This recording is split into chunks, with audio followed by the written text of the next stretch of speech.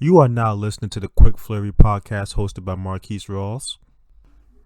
An all-heavyweight card assembled by PBC showcased a good young boxer Efe Ajagba, originating from Nigeria. He has been making the claim as a talented heavyweight who is soon getting a chance at a title shot. The 25-year-old stands at 6'6" and sports an undefeated record. His latest fight was against Ravzan Kojin.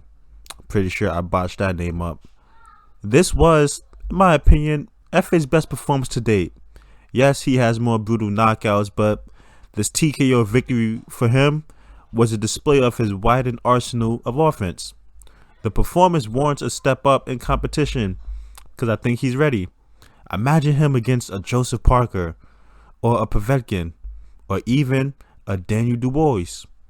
All good fighters that will definitely test Efe, but I believe Efe can beat them all. I have faith in him. He may not be the fastest, may not be the strongest, but his presence and sharp hooks, his straights, and now his well-established jab can carry him to the top names. He does need an increase in his defensive stance and become a better counterpuncher. He's only 25. He's young. He has time to learn all those traits. All he has to do, just stay undefeated and keep winning.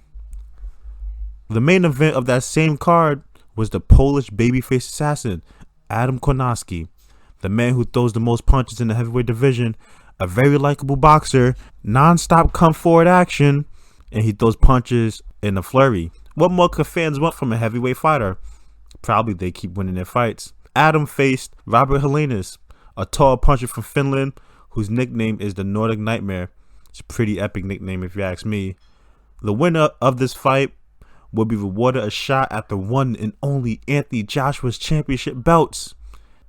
If you follow Adam for a while, you know he can take as much as he can throw, which is always a recipe for an eventual knockout loss, especially since he really lacks strong defense. Adam started the fight well, landing when he wanted to, seeming to do what he does to others, use volume punching as his defense, and flood his opponent.